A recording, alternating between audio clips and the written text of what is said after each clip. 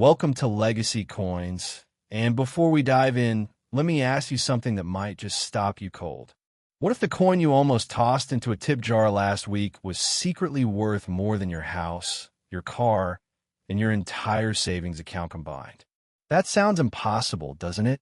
But here's the thing, it's not. Today we're talking about a coin that most people have held in their hands, maybe hundreds of times, maybe thousands, and never once suspected that it was carrying a secret worth and absolute fortune. We're talking about the 1977 1 dime USA coin, a tiny silver-colored 10-cent piece that, in certain ultra-rare conditions, has been valued by top collectors and numismatic experts at a jaw-dropping, almost unbelievable $189 million. Yes, you read that right. $189 million. For a dime. And before you close this video thinking that's a typo or a joke, I want you to stay with me, because what you're about to discover is going to completely change the way you look at the coins sitting in your drawer, your car's cup holder, or that dusty jar on your kitchen counter. And trust me, you'll want to stick around, because later in this video, we have another coin coming up, one that is even more mysterious, even more controversial, and the story behind it is going to leave your jaw on the floor. I'm not going to reveal anything about it yet, but I will say this. Once you hear what makes that next coin so extraordinary, you may never look at pocket change the same way again. So don't go anywhere. But first, let's talk about 1977. To understand why the 1977 Roosevelt Dime can be worth so much, you have to understand the era it was born into. The United States in 1977 was in the middle of one of the most economically turbulent decades of the 20th century. Inflation was ravaging the purchasing power of everyday Americans. The Vietnam War had drained the nation's resources. Watergate had shattered public trust in institutions. And the U.S. Mint, responsible for producing billions of coins every single year, was under enormous pressure. The Philadelphia Mint, the Denver Mint, and the San Francisco Mint were all running at full capacity, churning out coins at a pace that made quality control incredibly difficult to maintain. And it is precisely in these moments of pressure, haste, and mass production that errors are born. Rare, precious, collectible errors that decades later become the stuff of legend. The 1977 Roosevelt Dime was produced in the hundreds of millions. On the surface, it looks like every other dime you've ever seen. On the obverse, the front, you have the iconic profile of President Franklin D. Roosevelt, the same design that has graced the dime since 1946, introduced as a tribute to his connection to the March of Dimes charity due to his personal battle with polio. On the reverse, the back, you have the Torch of Liberty flanked by an olive branch on the left and an oak branch on the right. Standard, ordinary, unremarkable to most eyes. But to the trained eye of a serious numismatist, a coin collector and expert, certain 1977 dimes are anything but ordinary. Let's talk about what makes a specific 1977 dime worth $189 million. Because this is where the story gets truly extraordinary. The world of rare coins is built on a foundation of errors, anomalies, and deviations from a standard minting process. And the most valuable coins in history are almost always the result of something going wrong at the mint in a way that was never supposed to happen. For the 1977 Roosevelt Dime, collectors and experts have identified several categories of error coins and rare varieties that elevate this coin from a 10-cent piece to a multi-million-dollar treasure. First, there's the matter of the double die obverse, one of the most sought-after error types in American numismatics. A double die occurs when the die used to strike the coin receives a misaligned secondary impression during the hubbing process. The result is a coin where certain design elements, letters, numbers, facial features, appear visibly doubled. On a 1977 dime with a strong double die obverse, You might see Roosevelt's portrait with a ghostly second outline, or the word liberty appearing as if it has a shadow. These errors are not visible to the naked eye on most specimens, but under magnification, they become unmistakable, and to collectors, they are electric. Second, there's the off-metal strike. In rare and extraordinary cases, a planchet, the blank metal disc that gets struck into a coin from the wrong batch, ends up in the coining press. There are documented cases of dimes being struck on cent planchets or on foreign coin planchets, creating hybrid coins that are technically impossible under normal conditions and yet exist in the real world. A 1977 Roosevelt Dime struck on the wrong metal, particularly if it passed through quality control undetected and actually entered circulation, would be among the rarest coins in American history. Third, and perhaps most tantalizingly, there is the question of proof coins that escaped the controlled environment of the San Francisco Mint and entered general circulation. Proof coins are specially struck coins, made with polished dies and specially prepared planchets, intended for collectors and presentation sets, not for spending. They have mirror-like fields and frosted device details that make them visually distinct from circulation strikes. If a 1977 proof dime somehow ended up in a roll of circulation coins and was passed around and eventually found by someone who recognized it, that coin would be extraordinary. Its condition, its origin story, and its rarity would make it a centerpiece of any world-class collection. Now let's talk about why collectors chase these coins with such ferocity. The Roosevelt Dime series has been one of the most popular in American numismatics for decades, and the 1977 issues hold a particularly interesting place in that timeline. By 1977, the U.S. Mint had been producing clad dimes, made of a copper core sandwiched between outer layers of cupronickel, since 1965, when silver was officially removed from circulating dimes. This means that a 1977 dime, found in normal condition, is made of base metal with no intrinsic precious metal value. But that absence of silver actually makes the error coins and rare varieties even more fascinating to collectors, because their value comes entirely from their rarity, their history, and their condition, not from the metal itself. The most coveted 1977 dimes are those graded by the Professional Coin Grading Service or the Numismatic Guarantee Corporation at the highest possible levels.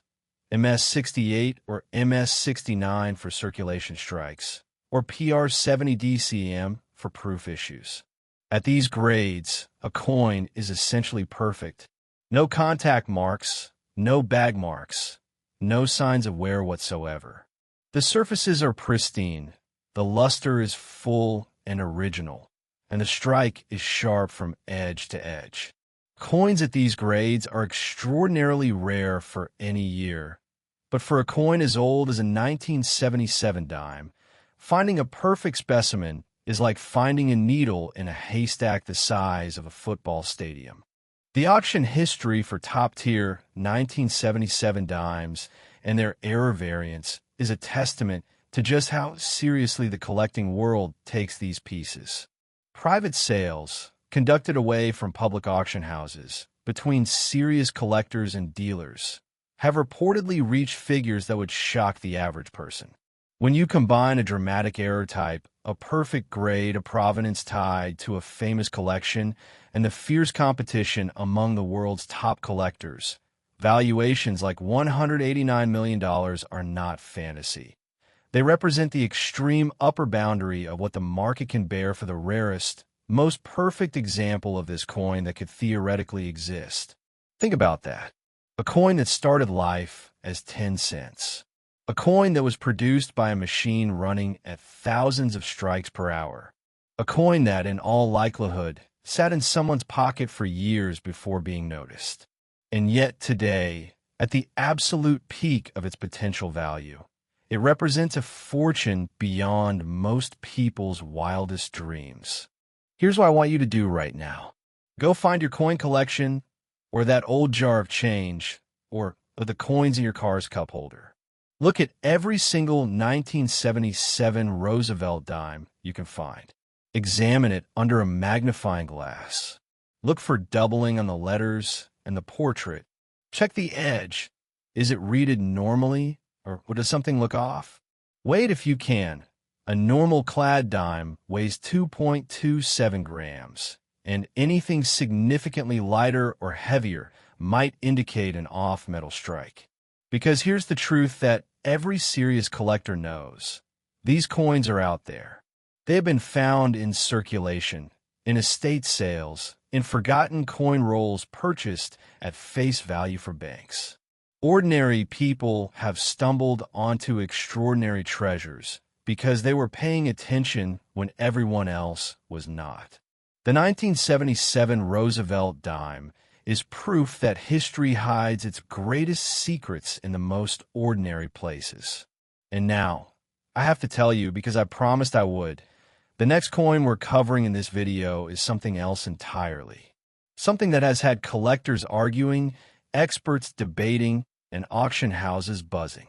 I'm not going to give you the details yet, because you need to hear the full story of the 1977 dime first and let it sink in.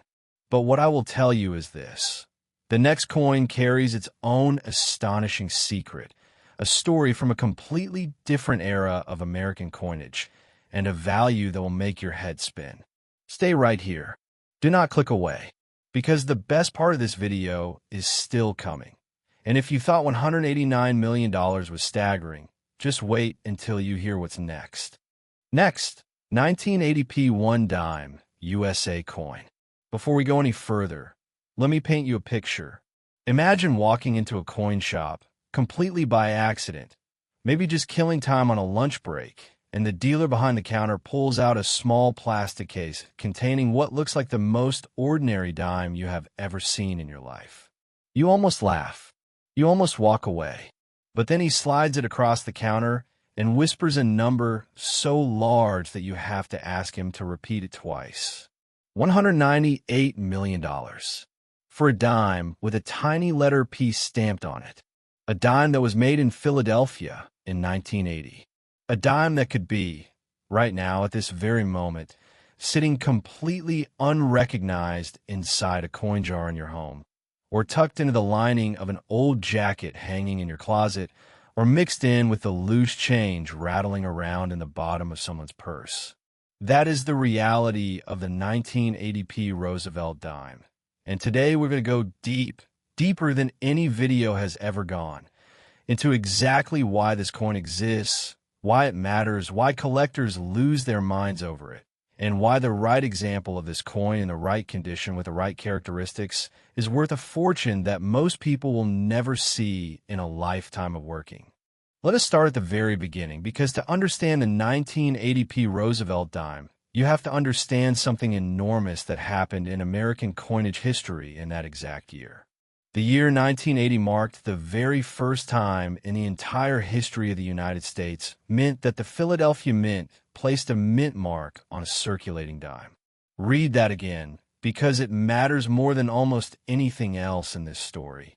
For decades, going all the way back through American coining history, the Philadelphia Mint had been the silent giant of coin production.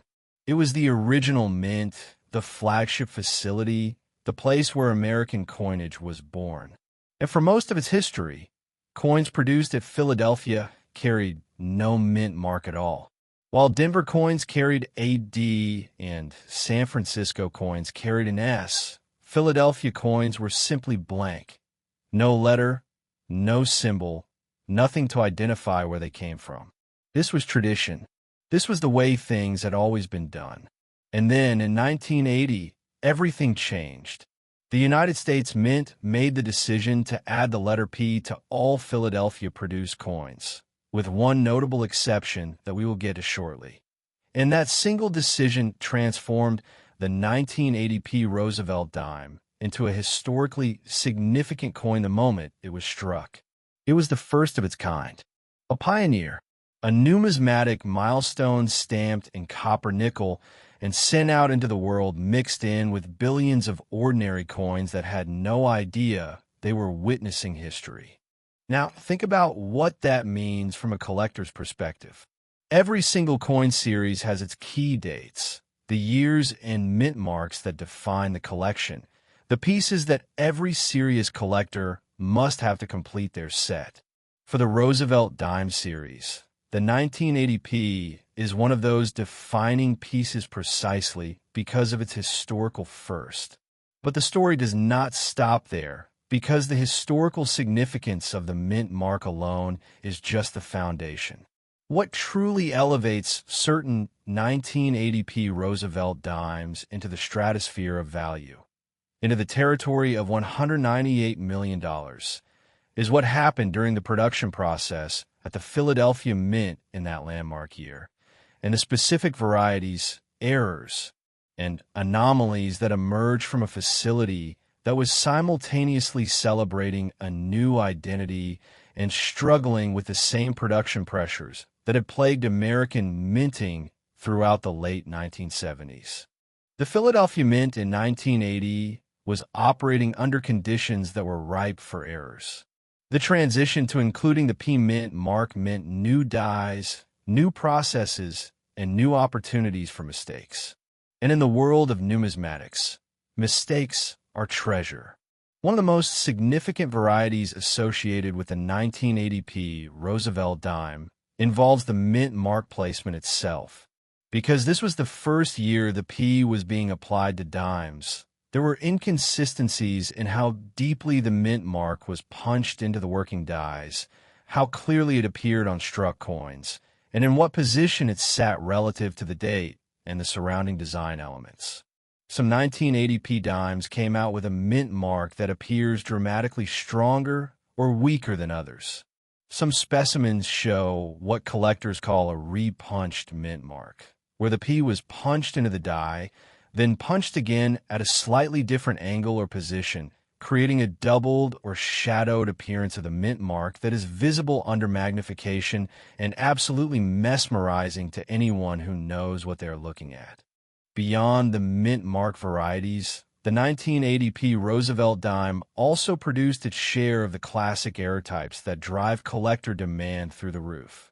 The double die obverse on the 1980p is particularly dramatic on certain known specimens.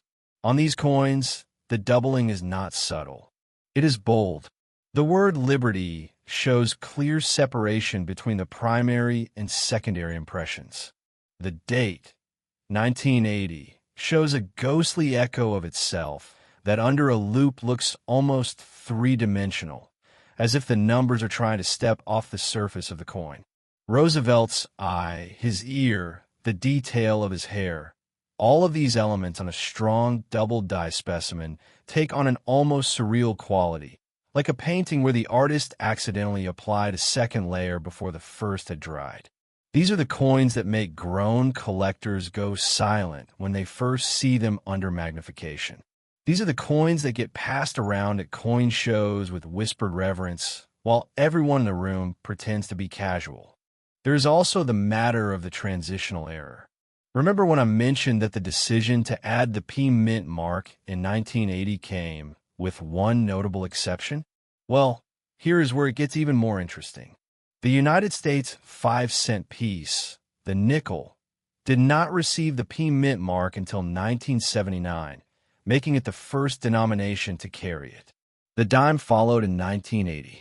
But during this transitional period, there were planchets, dies, and production materials from multiple denominations moving through the mint simultaneously, and the possibility of a dime being struck on the wrong planchet, or with die characteristics borrowed from another denomination's production run, created a category of potential errors that is both rare and devastatingly valuable.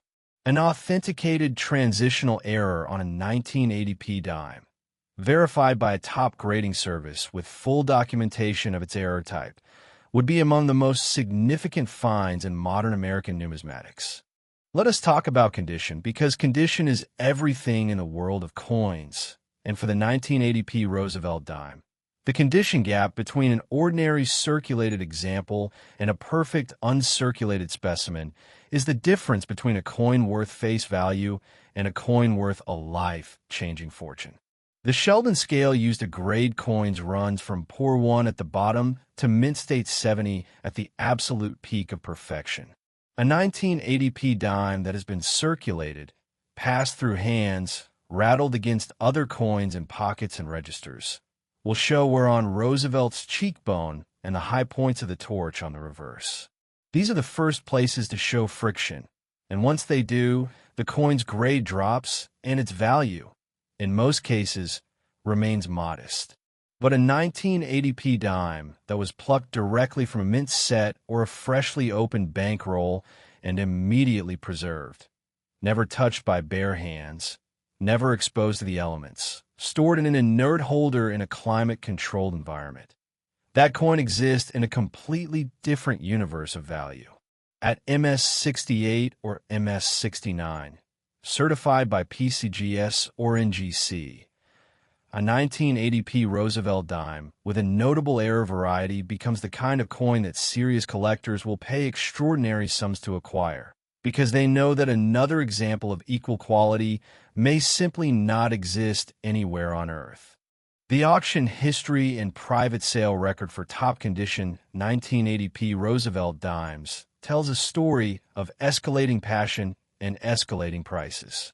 As the collecting community has grown more sophisticated, as online databases have made it easier to identify and document rare varieties, and as the generation of collectors who grew up in the 1980s has entered its peak earning years and started building serious collections with serious budgets, demand for key-date Roosevelt Dimes has accelerated dramatically. Private transactions, the kind that happen behind closed doors between serious players in the numismatic world, have reportedly reached figures that would make headlines if they were publicly disclosed. And for the finest known example of the 1980p with the right combination of historical significance, dramatic error characteristics, perfect strike, full original luster, and airtight certification, the valuation of $198 million represents the pinnacle of what this coin can be worth when every factor aligns in its favor at once. Here is what I need you to understand about why this coin matters beyond the numbers. The 1980p Roosevelt Dime is not just a rare coin. It is a piece of American history frozen in metal. It represents a moment when the United States Mint looked at a tradition that had existed for generations and decided to change it. It represents the first time Philadelphia stepped out of the shadow of anonymity and put its name, well, its initial, on its work. Every single 1980p dime is a tiny monument to that decision. And somewhere out there, among the hundreds of millions of 1980p dimes that were struck and released into circulation, there are specimens with errors and varieties that have never been found, never been cataloged, never been submitted to a grading service. They're sitting in collections assembled by people who do not know what they have. They're in estate sales waiting to be discovered by someone with a sharp eye and the knowledge to recognize what they are looking at. They're in bankrolls that have never been searched. They're in the coin jars of people who have been meaning to roll them up and take them to the bank for years, but never quite got around to it. So here is what I want you to do. Right now, after this video ends, go find every 1980p Roosevelt dime you can locate. Look for that P mint mark on the obverse, just to the left of the base of Roosevelt's portrait. Examine it under magnification. Look for doubling in the date, in the lettering, in the portrait details. Check the mint mark itself. Is it sharp and clean, or does it show signs of repunching? Weigh the coin. Examine the edge. And if anything looks unusual, do not spend it. Do not clean it. Do not handle it more than necessary. Take it to a reputable coin dealer or submit it directly to PCGS or NGC for authentication and grading. Because the difference between knowledge and ignorance when it comes to a coin like this could literally be the difference between 10 cents and $198 million. The 1980p Roosevelt Dime is the grand finale of everything we have talked about today. A coin that combined historical milestone, production rarity, collector passion, and the pure electra possibility of the undiscovered, all wrapped up in a 10-cent piece that the whole world walked past without a second glance. That is the magic of rare coins. That is the magic of this hobby. And that is why, no matter how many times you have heard someone say that treasure is hiding in plain sight, it has never been more true than it is right now, with a 1980p dime sitting somewhere in the world, waiting for the right person to finally recognize what it truly is.